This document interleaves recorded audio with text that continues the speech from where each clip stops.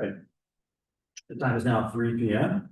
I'd like to call the Monona Parks and Recreation Board meeting to order on Monday, January 14th, 2025.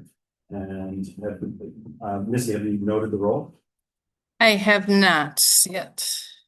We have 5 in attendance.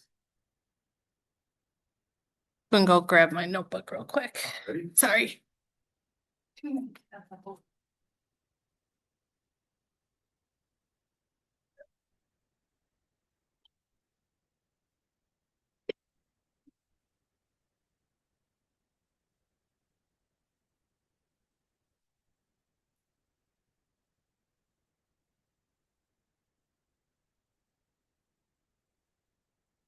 right.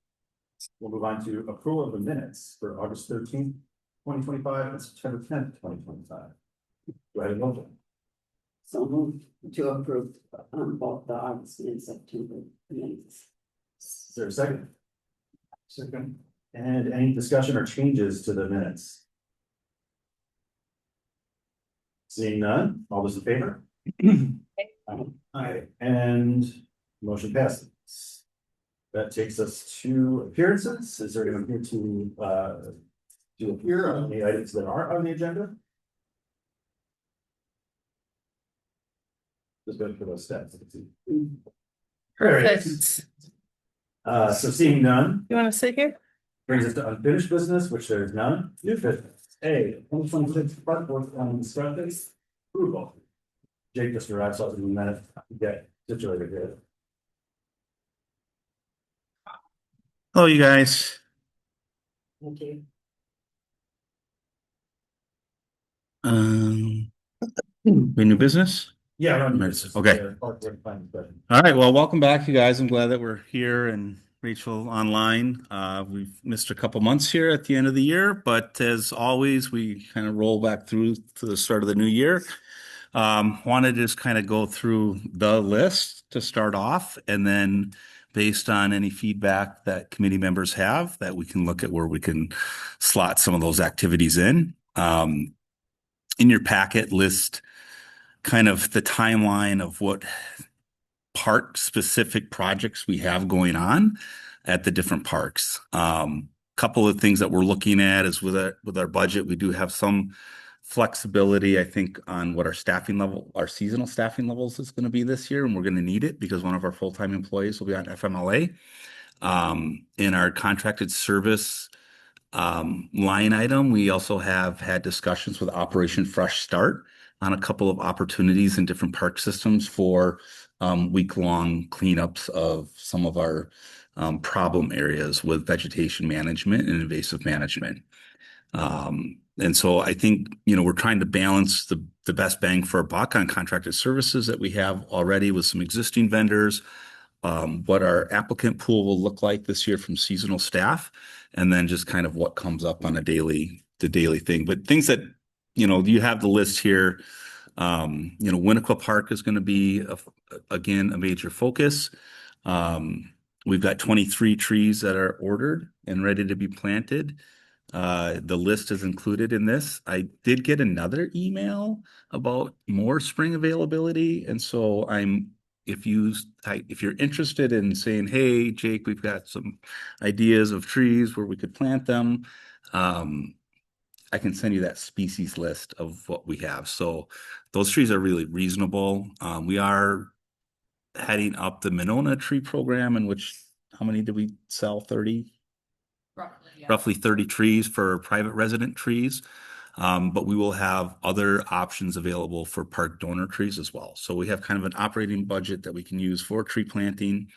And then we also have the donor recognition program at some of the park spaces. So the majority of these ones, we're still kind of looking at around the Winnequa Loop path of the 23 that we ordered, and some kind of in other areas of Winnequa, but there's probably one at Arrowhead that we need to replace. There's a couple at Schluter that we're looking at that have been kind of hanging on by a thread.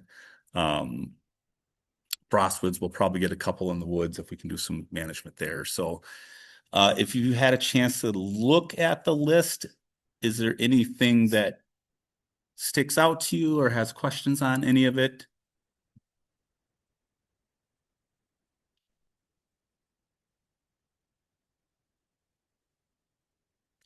was a lengthy list. It is a lengthy list. Sometimes we knock off 2 and then 3 more get added. Sure. Just for like a future placement, I wanted to ask, in your opinion, how many more FTEs do you think parks could use in order to address maintenance issues that tend to sometimes get outstanding? Because I'd like to at least have that info so I can talk about that and put some sort of cost to it. I mean, it's 5 total. 5 total. You could use 5 more.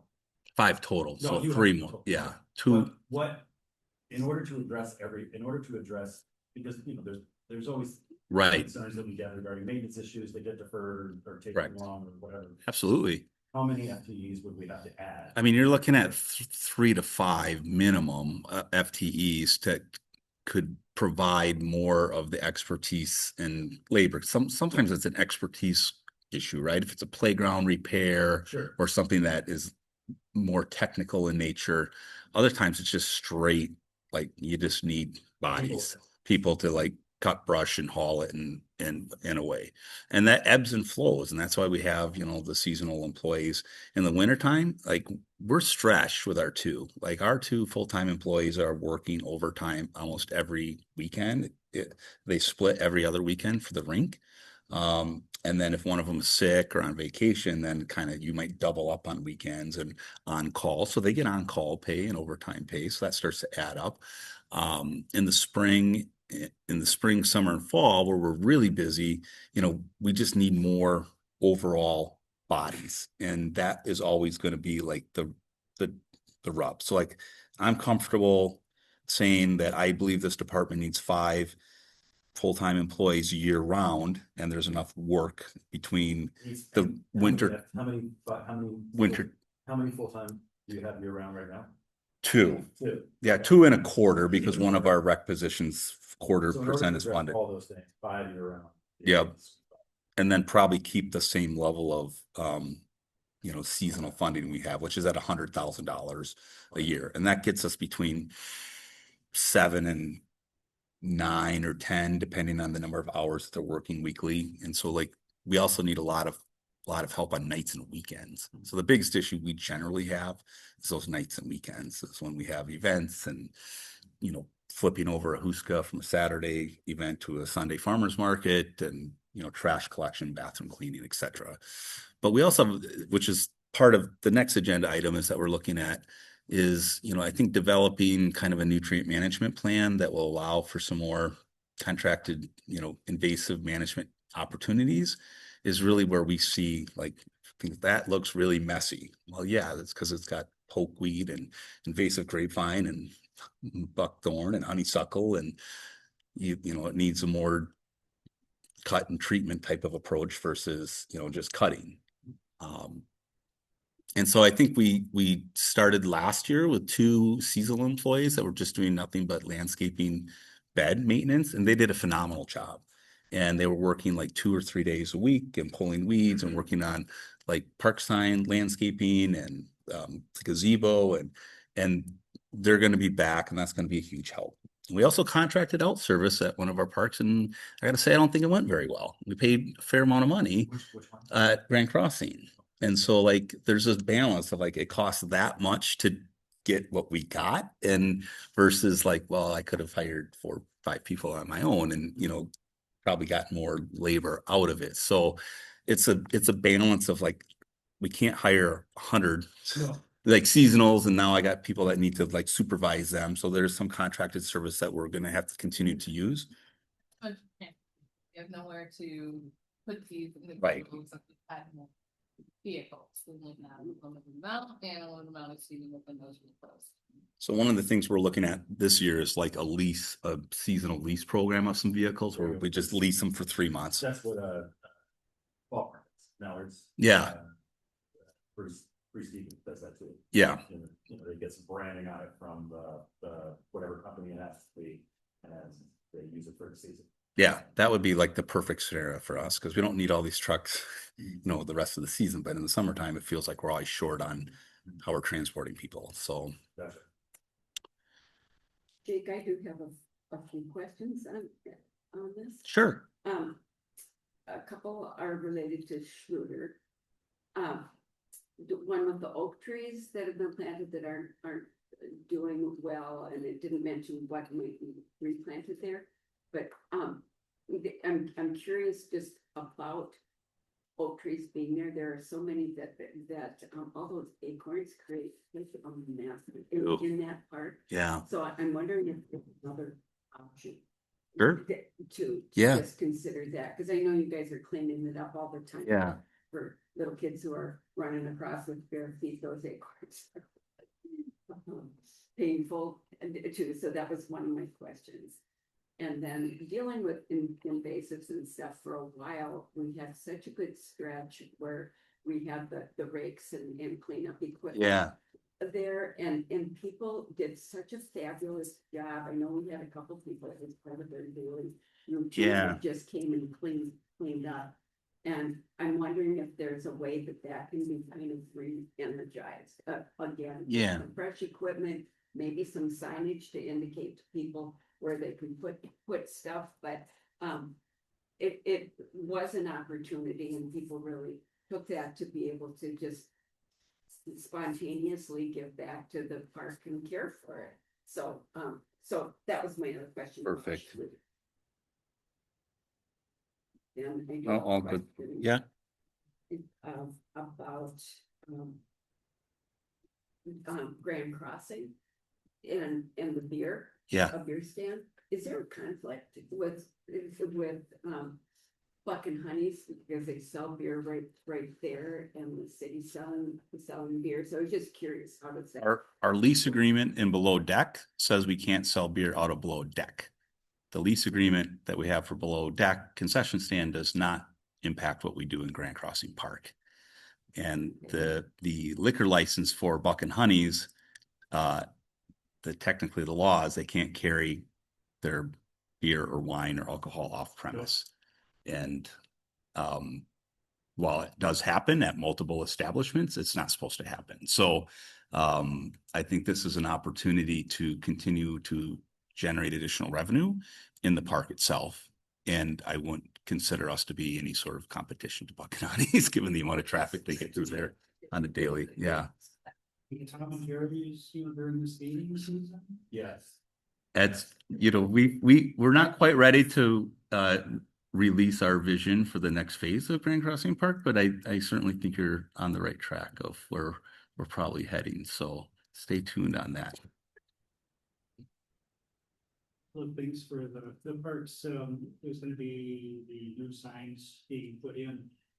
Are you planning, when you put the signs in, you could put in some type of a concrete border so that you don't have the kind of weeds moving into the planting areas?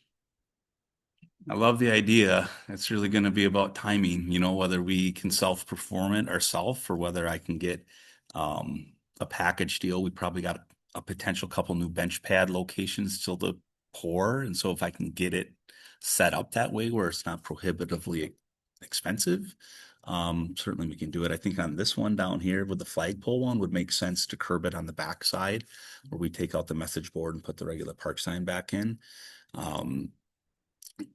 Oh, sorry. No, Rachel, we have Rachel, Ginger, and Rachel, I think, online now, just FYI. Yeah, so that one is going to be more budget time related because park staff doesn't have all the concrete tools per se to do it in-house. So we might have to get some assistance from Public Works. So if I can get help from Public Works crew to help with that, absolutely. Pavers Yeah. for around them?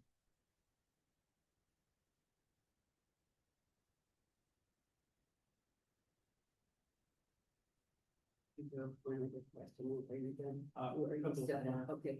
So with Winnebago Park, the side, that access point going to the bridge.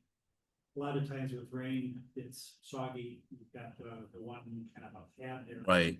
Any plans on being able to get it raised a bit? Any fill to go in there to be able to make it more of a path so it's not wet? Yeah. We could try it. Sometimes I worry about pushing it further down the line to the neighbor's backyard, where if it kind of sits right now where it's kind of sort of contained, I mean, it does get a little mushy and wet on the south side of that lot. The north side is okay, but there's another little kind of trough. So I'm willing to try it, but we may end up causing more issues if we force the balloon, closer to the neighbor on the east side. North side, sorry. Arrowhead, Wild Haven. Plan is that it will be getting the water spigots. There are any, anything additional that needs to go in there? There would be probably pad around there.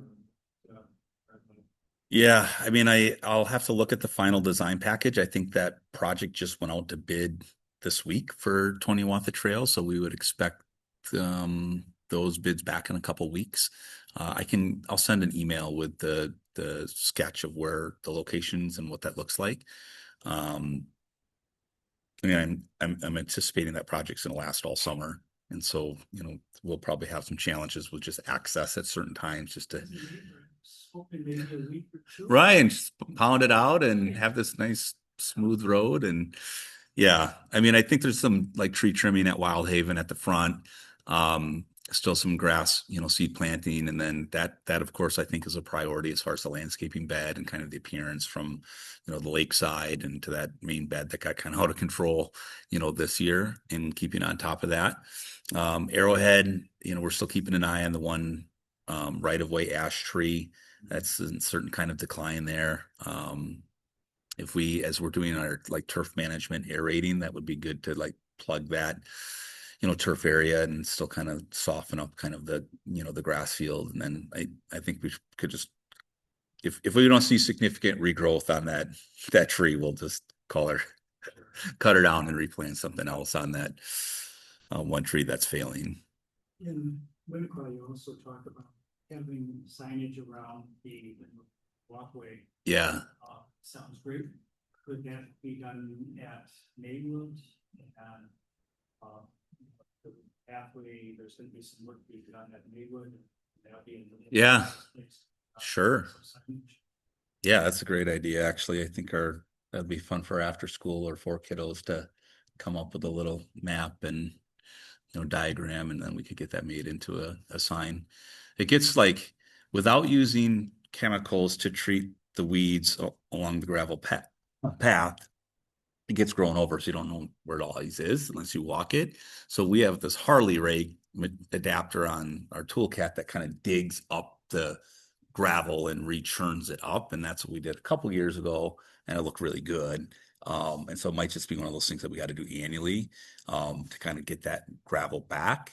I think we are still always waiting on, are we master plan? Are we going to do anything with Maywood Park? We're in that point where we're master planning and we're still a little bit on pause.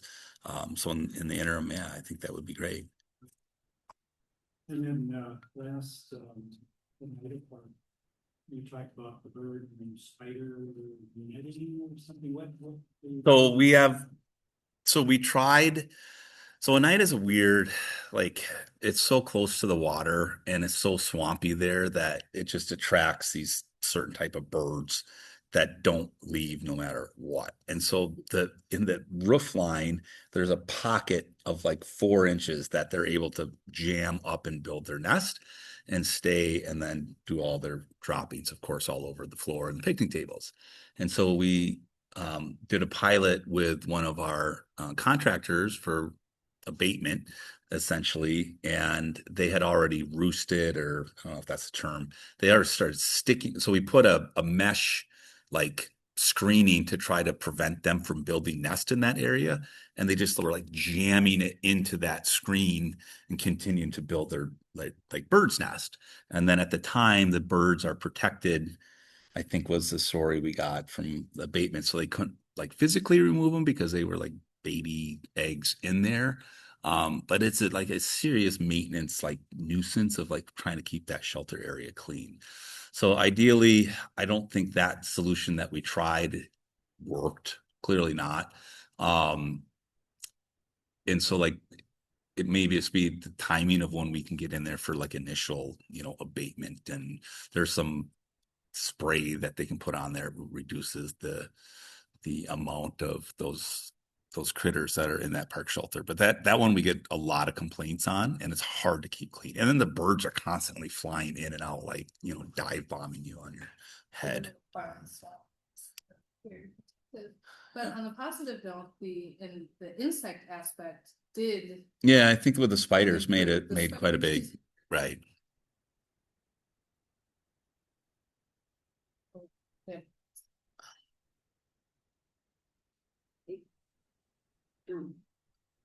Couple other questions that for what above benches that are available to purchase, for people who are interested, what's the cost for a bench? And then what's the cost for like a plaque if you've been up for a tree? So the bench with pad is $2,500, and that we have one left, and maybe that one might have gotten sold today. I don't know if it did or it may have. We had someone interested in it. If we have an existing bench that doesn't have a plaque on it, that's $1,000. A tree, a 2-inch caliber tree planted with guaranteed 10 years with a bronze or the plaque that you see is $500.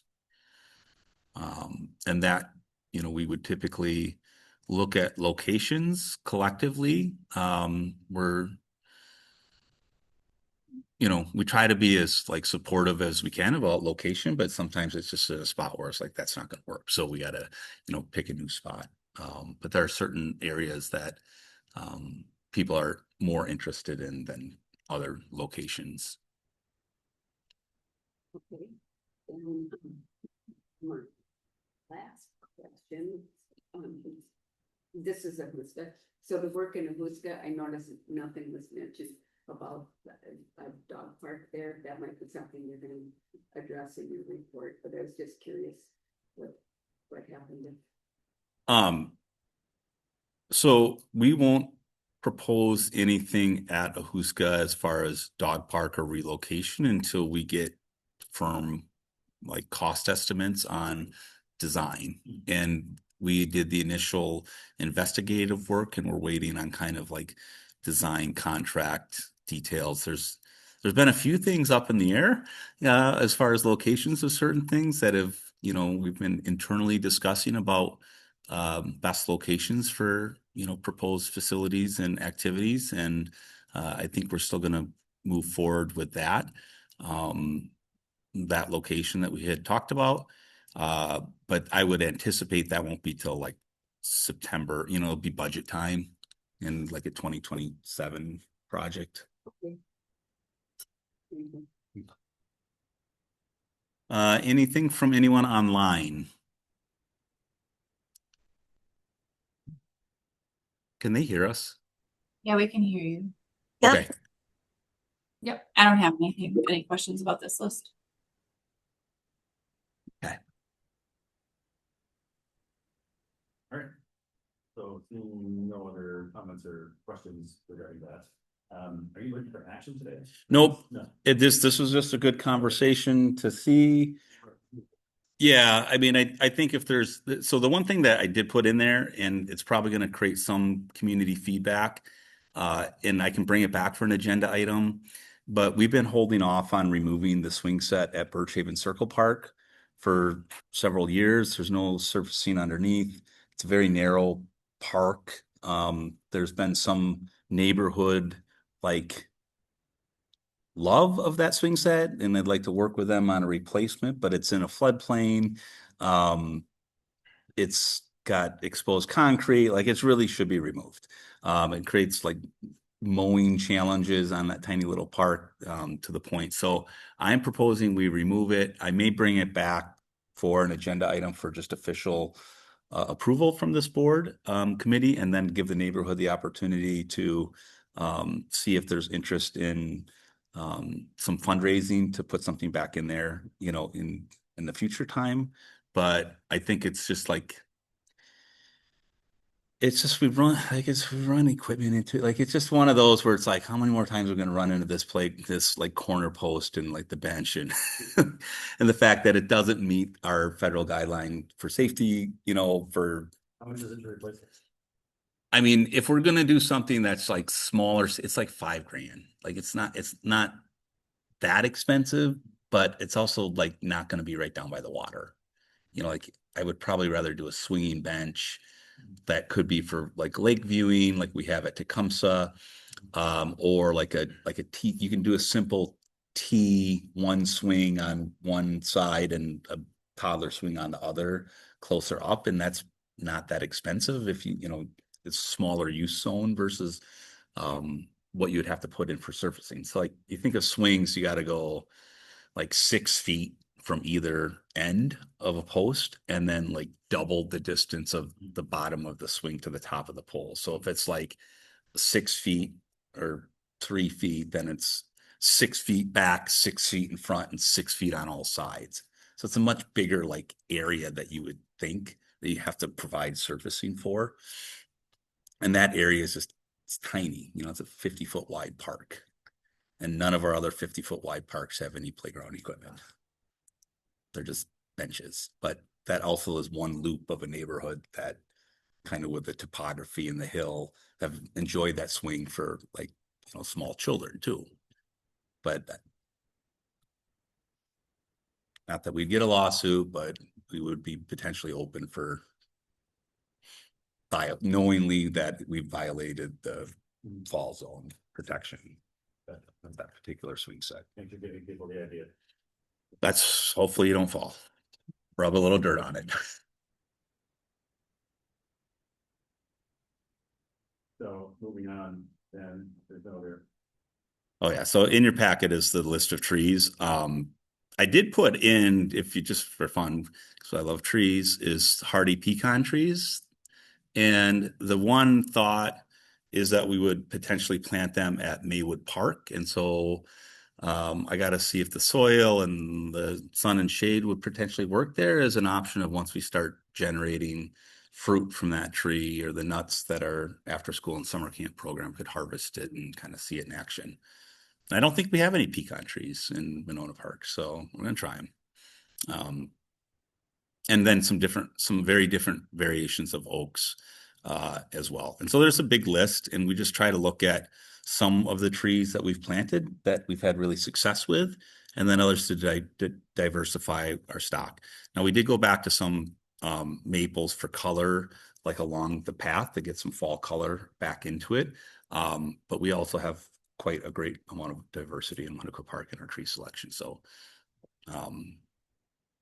there we go. And we could put another order in. So if you are interested, 23 is getting to my like sort of limit, like of spring insanity, unless Jeff and Aaron come on a Saturday morning, help dig a bunch of holes. I think we could do that. Already. That is true. You have got a lot under your belt, and I also got some of the sport clubs. Like we're working now with some of our sport club organizations to say, like, hey, I need 10, 15, and we can help support, you know, one of your fundraisers or help market or whatever it be. And if we can get some, it's great. It's great for those kids and the families to, you know, give back to the community and that we can support their organization as well. Okay, thank you. Great. Any questions on trees? No? Moving on to agenda item 5B, 2026 Parks Board agenda items and staging. So this is the tentative schedule for this year, subject to change as always, but I wanted to at least kind of lay out what I'm thinking about what I'm going to be bringing to you guys for consideration and action. So next month, lots of facility use agreements, including the Monona Community Festival, who we just met with today.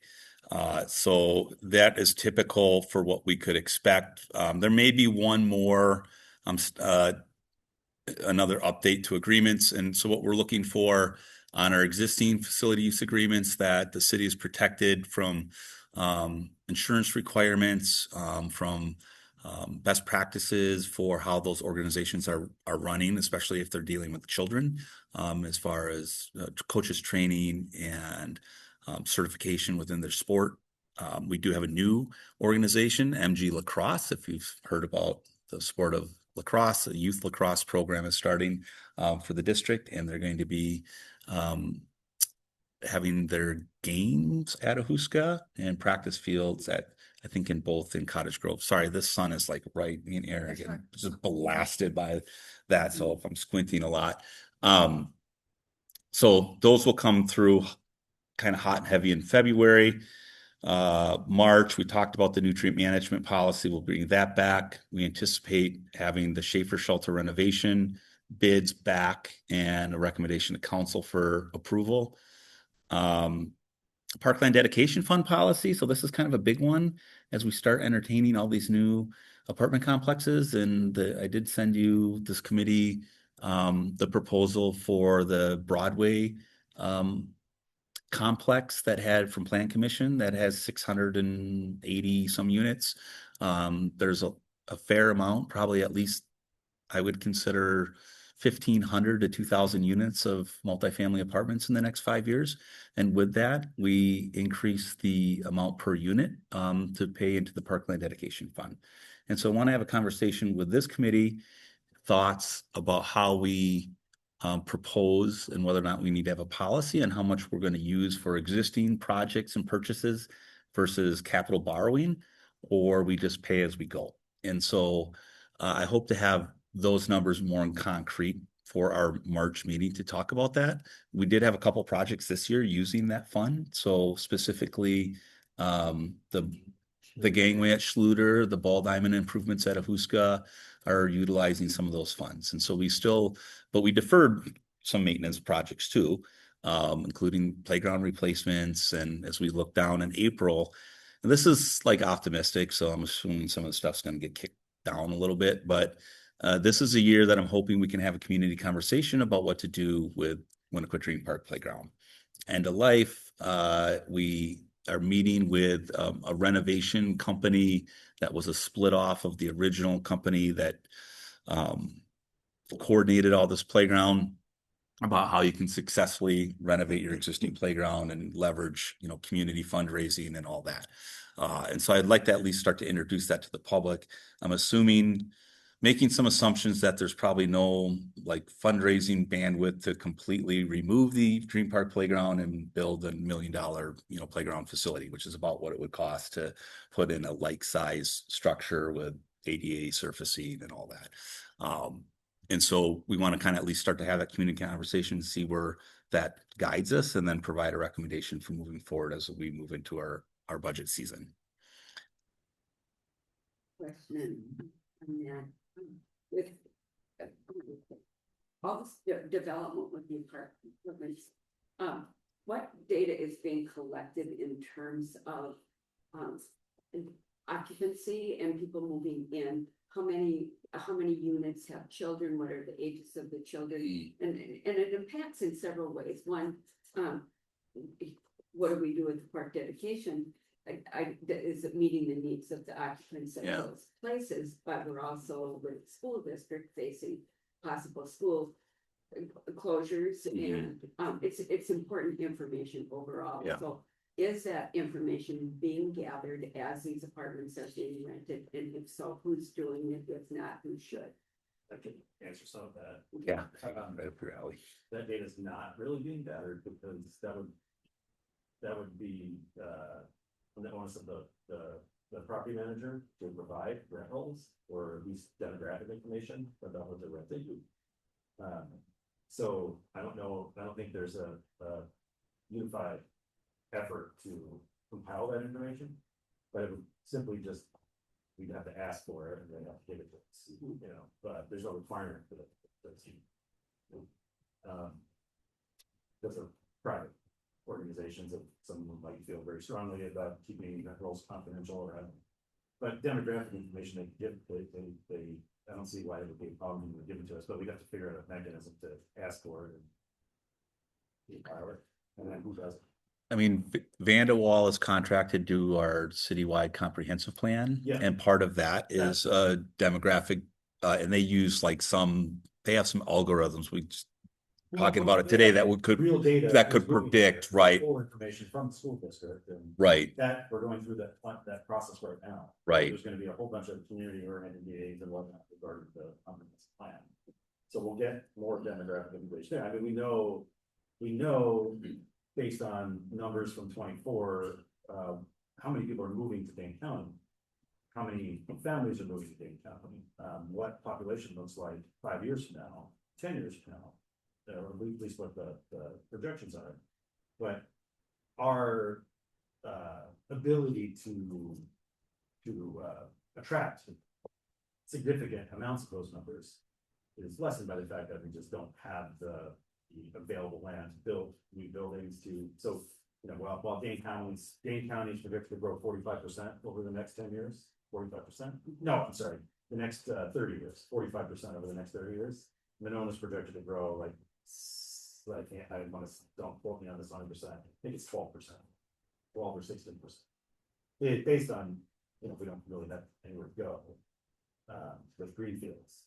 So it's less than others. So we have to be creative, and we talked about that in the initial stage of our conversations with the ad hoc committee and our meeting between the council and the planning commission about having to be creative in order to capture more people. And that means we need higher density development along Broadway. We need to seriously consider what's happening over at Southtown as part of the comprehensive plan. So we're focusing on the Broadway corridor, the Monona Drive corridor for the comprehensive plan, and some other zoning related things, it seems like. But we need to go higher with taller buildings on Broadway, denser development in order to capture more of the population and increase our tax base. But of our existing apartments that have been built, we're not capturing a lot of children in them. It's a lot of single, rooms, efficiencies, older, young, yeah. Right. And so we've learned from experience that our population projections haven't always been as accurate as it can. I'm not speaking just Monona, I'm talking school district wide, and it's having an impact on the whole school district right now. So it's an opportunity to do better than we've done in the past. And if we're at a population of 8,600 people roughly, but we're adding 1,500 units of apartments over the next few years, that's a significant change. And how much of it is, just adults, how much is children, how does it impact what we're doing with our parks, with our schools? So anyway, that's why I'm throwing it out. And so I'm curious, how do we gather data and how can we do a better job of doing it? That would be a great thing to send to, as soon as next month, the comprehensive plan kicks off in earnest. So I would highly recommend participating, sharing that question with, and actually after the meeting, I'll send you the information for that. You should send in that question, so that way that's on everybody's mind. Okay. Yes. Yeah. Awesome. Along those same lines, I just put in March, so the Plan Commission has received an application for the proposed Top Golf Phase 2 development, I would call it, and they're still looking to move forward rather quickly. But in order, I think, for us to consider it again at Plan Commission CDA, we need some more consideration and recommendations either from this committee about what that public space could look like, and or what the developer is interested in putting in. So there's a fair amount of moving parts with existing property owners in that location and roads and where this green space is. And the planner and myself and the administrator, we're hoping, and public works director, meeting with the developer yet this week and kind of continue those conversations. But I don't think as a city we're probably ready to approve a project of that scale without knowing what the park might look like and what the needs of our community and that particular new residents would look like and what our bandwidth is as a department to take care of it. So that is all public information. It's available on the website to review. I believe if anyone hasn't gotten that via email, let me know. I can send you those plan commission packet that has the conceptuals of what those buildings would look like and kind of the initial public space area. So I've had several conversations over the last 6 months with the developer and our planner about and the mayor about what might be realistic for that space, or what I think could be doable from our end versus what would be more doable from their end. And so it's a little bit of a fluid situation, but I am definitely advocating that this committee has a say and recommendation in how that development in public space is utilized and funded. So I'm anticipating March, might be April, but I'm anticipating March, which maybe those two kind of go hand in hand too. I think that parkland dedication and that particular project.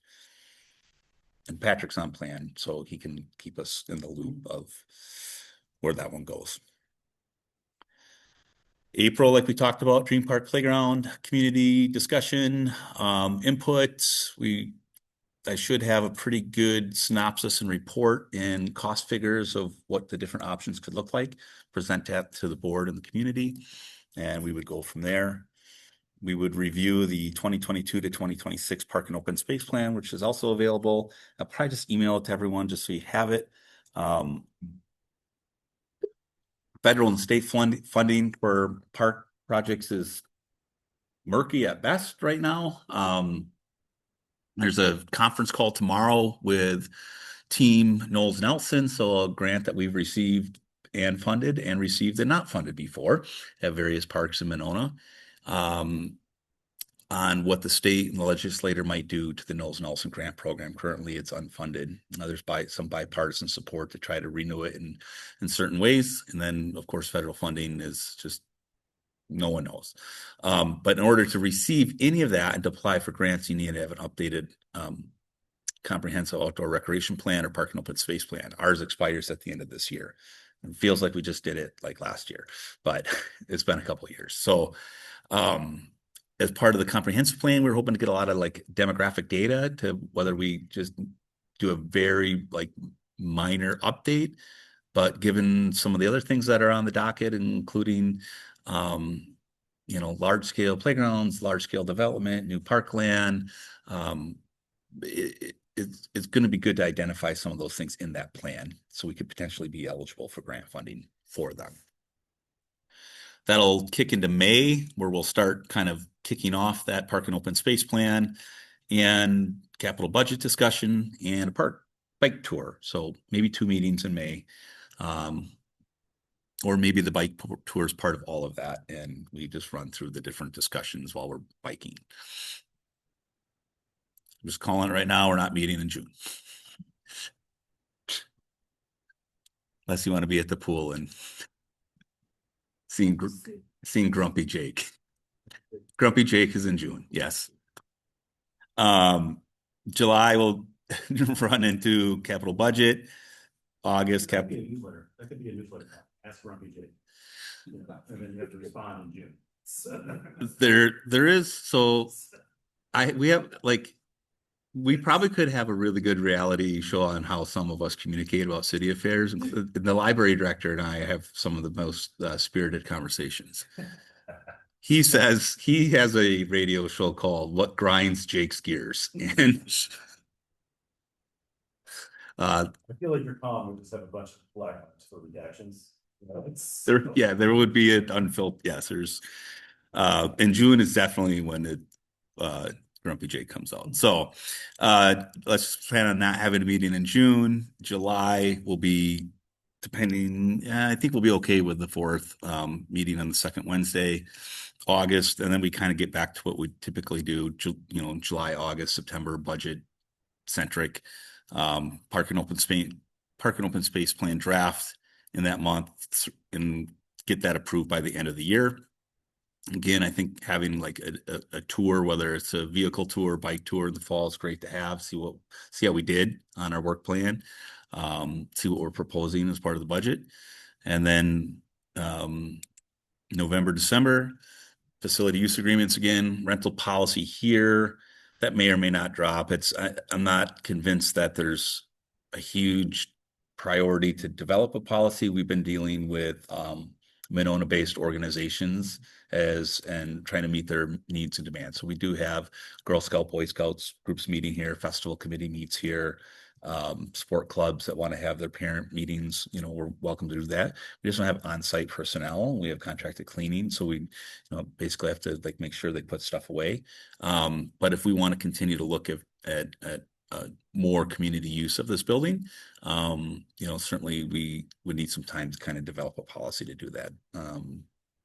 And then December, I think, we'd love to have, it's been a while since we've done something at the rink, right? It was at like year one where we had a park board tour. And I think given, the success of the partnership with Lake Ridge Bank and sponsorship, and this would be a good one to kind of see the rink in action on a Wednesday and maybe an event. And then also we can kind of walk you through what we have for kind of our visioning for phase 2 of, the partnership and the program. Very proud of, Missy and Jessica and the team. I can state that we did make our revenue goal this year on the last day of the rink season. But we went hot and heavy. We missed 3 weekends to start the season based on, weather, and like really, really got busy between mid-December and the end of December. And then it kind of like ratcheted back up until just, last weekend. So still have 6 weeks of skating here this year for this upcoming budget year. So everything we do now helps us for the end of, our budget cycle. But ideally, we've canceled December, but I'm hoping to start this tradition where we can at least get down to the rink and get on skates and Lady, trees, it's beautiful. yeah. Great job. And it's nice that it has mirroring on the other side of the river, which the rivers. Got some of our neighbor too now. Yeah, 2 neighbors that have really gone all out. Throwing arrows.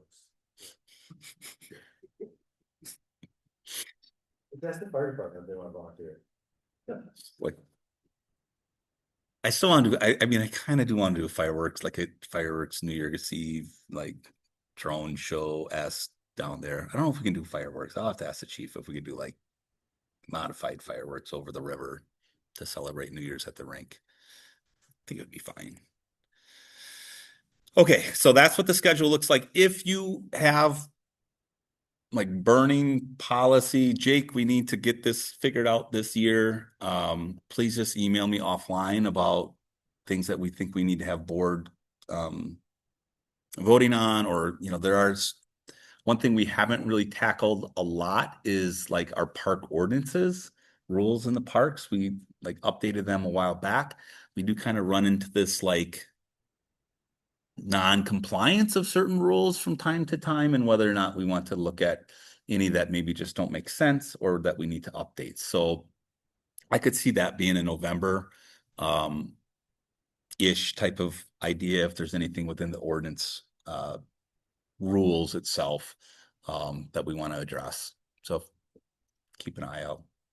Most of it is just like illegal behavior already, like driving your vehicle through a park or doing donuts with a like mini bike on a baseball field, or golfing, driving golfing balls. Changing your oil.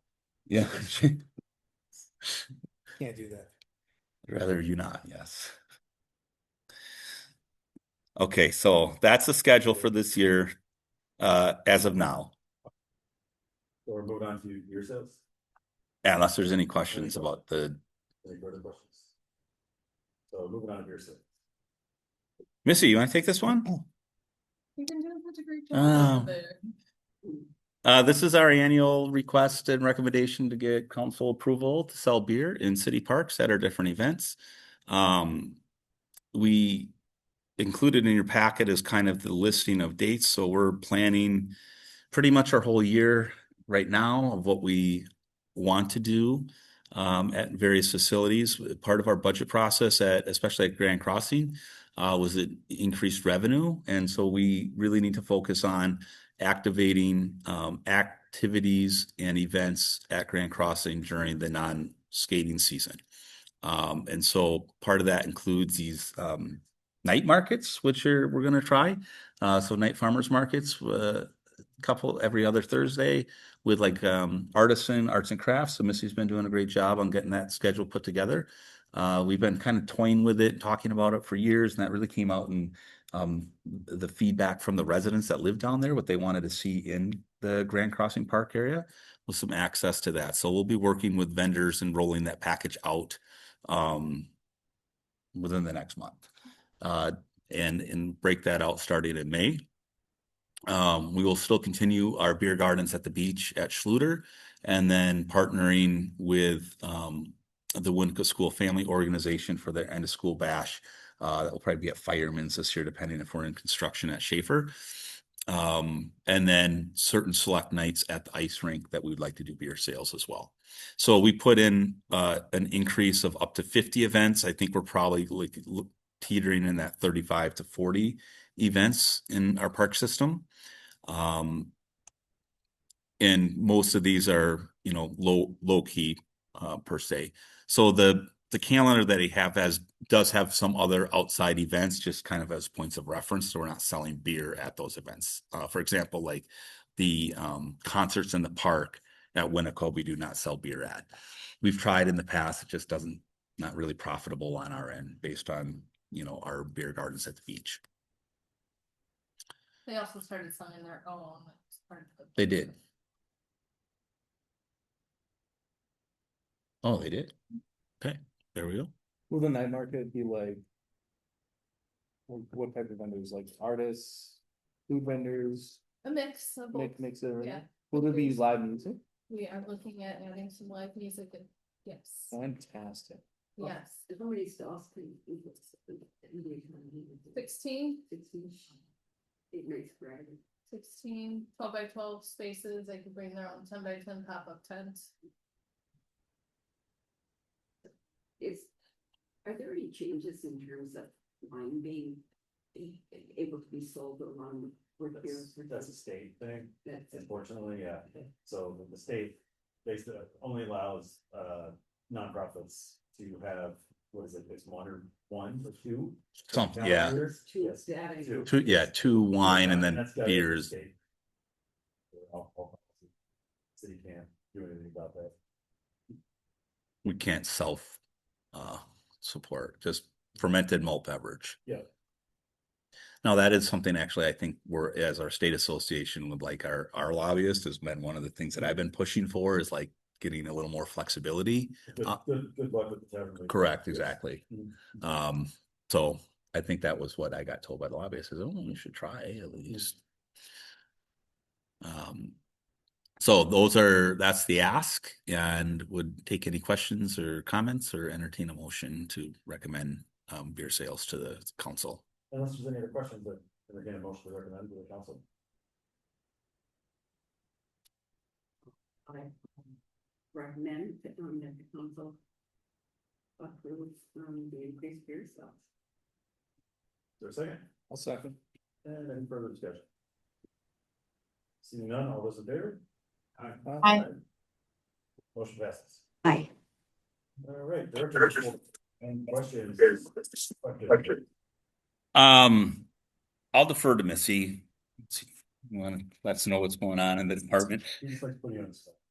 Okay, I'm great at putting on a spot. So, as Jake mentioned, we're looking forward to 2026 and all the fun things that we have in store, and some new things that will help us reach some of our budget goals in the upcoming season. So you will see some additions of some snow globe rentals at Grand Crossing Parks as part of our Lake Ridge Bank River Rank package offerings. So we'll be rolling that out. The igloos are supposed to come today or tomorrow. So as long as they get put up and go as planned, we should roll that out the 1st of February, just in time for Valentine's Day. We did add, as you look in that special event calendar, some additional concerts or beer garden at the beach dates. So we are soliciting bands currently for all of our music dates, which will now include the Maker's Mark night market as well. So we'll have some great opportunities for new artists to come out and play. Great.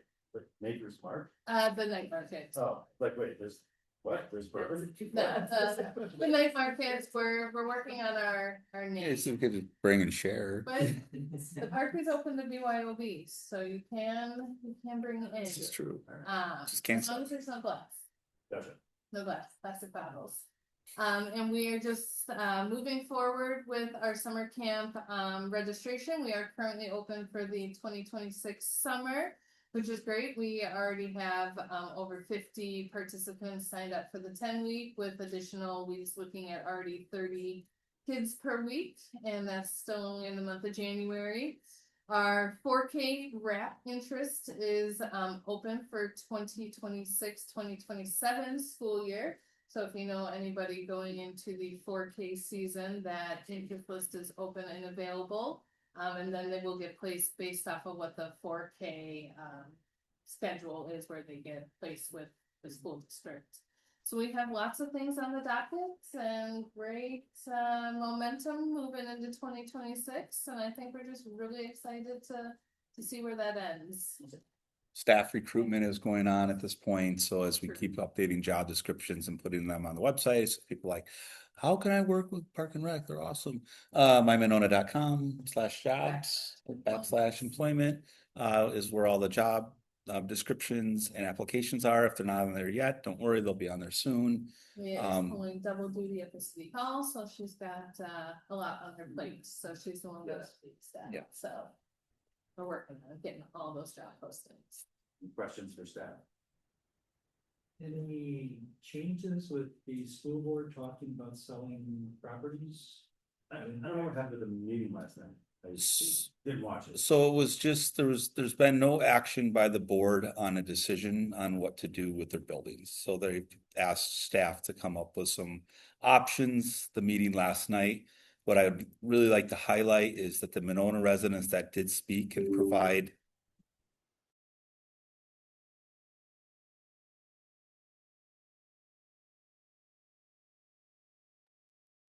Lost him. Yeah.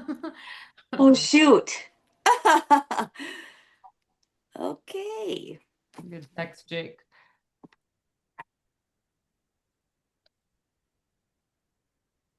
He looked like he was thinking something was going on.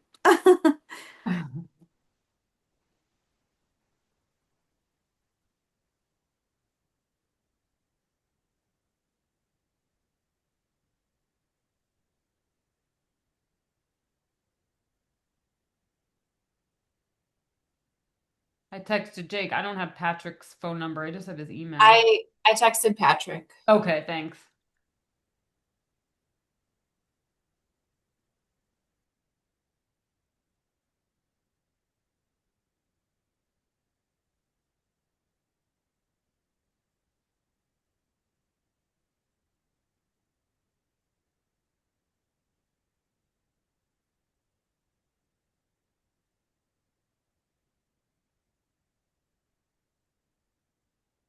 He said they're coming back.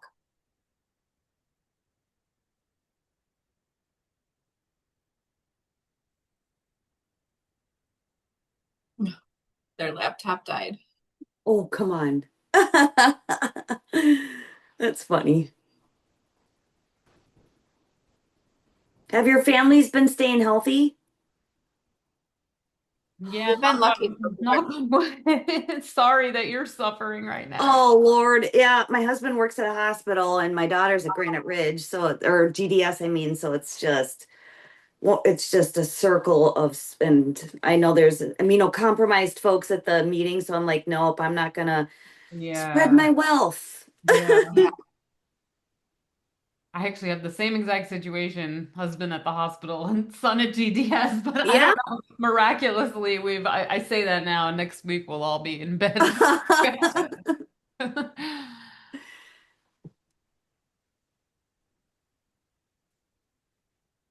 I'm loving that night market. Yeah. A great idea. Me too. Yes. Especially with some music, it should be nice. Oh, for sure. They You're used on to mute. have some bands out there in the green space where the rink is. How about Yeah. now? We good? That's good. Yep, Okay. you're good. Okay, welcome back, everyone. With technical difficulties, did it say recording in progress? Okay. Battery issues on the computer. So the question was asked about Maywood and school and impacting our programs. We've been in consistent communication with the district about their proposals. Staff has several options that the school board needs to consider. There was a meeting last night. There was no action taken. They're still looking for a broker to determine value of the property and what potential options for purchase by the city or else could be.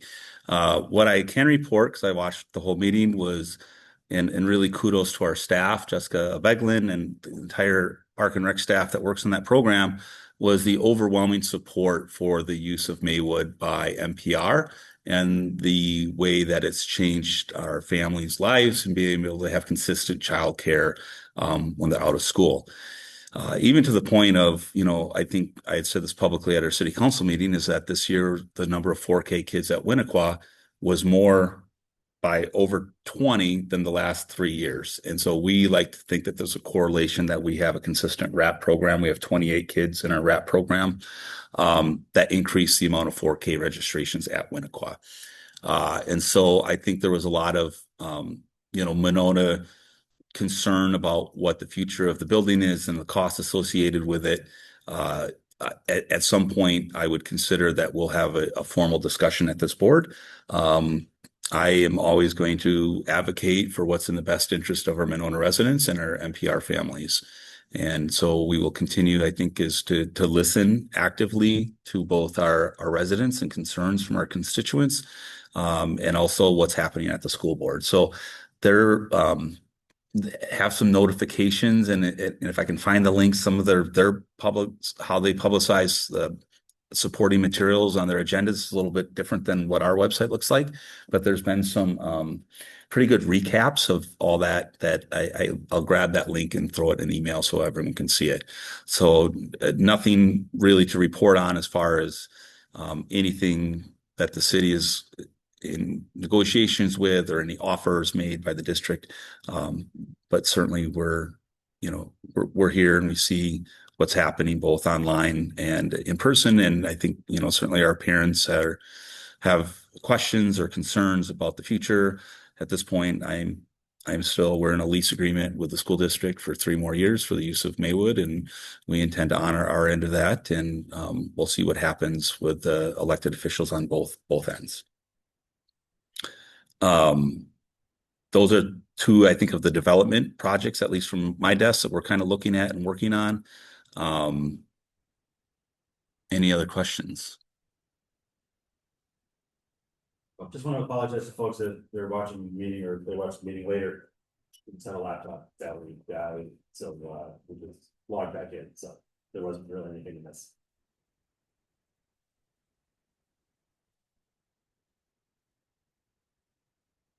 No other questions?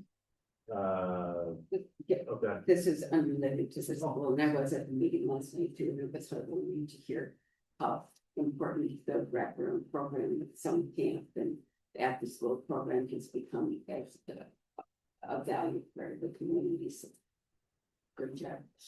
So this is a question regarding the brief. There's been some concerns about some kids who are pretty aggressive skaters, and I know it's tough for the kids working in below deck to be behavior managers also. So is there something, and I know that as parents have tried to intervene a little bit, there's been some pushback from the kids, but I'm sure you're well aware of it. But if there's anything we can do to help with that. Our first way of trying to negate that issue before it even happened was to limit the amount of the blue skate assist that we have available for those that actually need assistance out on the rink. So that seems to be one of the big sources, is using the skate assist inappropriately.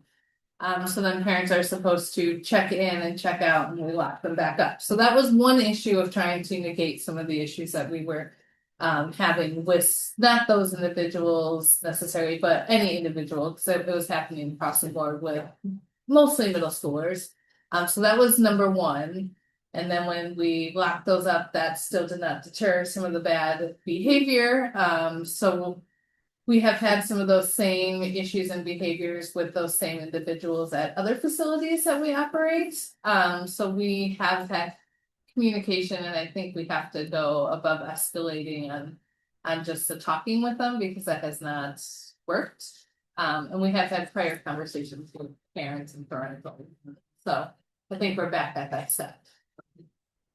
Then the other is just kudos to the three boys who were coaching the youth basketball and to the training that you gave them. They did a fabulous job.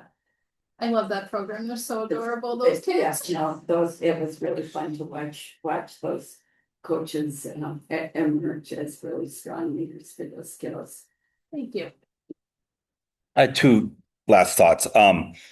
We are going to probably schedule some community tours of Maywood as we kind of move forward with this community engagement process with the district, just to kind of allow people to see what the condition of the building is and how we've made it NPR home. So certainly our families that are there every night doing drop off and pickup can see, but I think it's important for the rest of our residents to see, you know, what we're doing as rentals and leases and what the building looks like. So, we'll do those off hours when the kids aren't there, you know, be like an evening type of program after 6 p.m.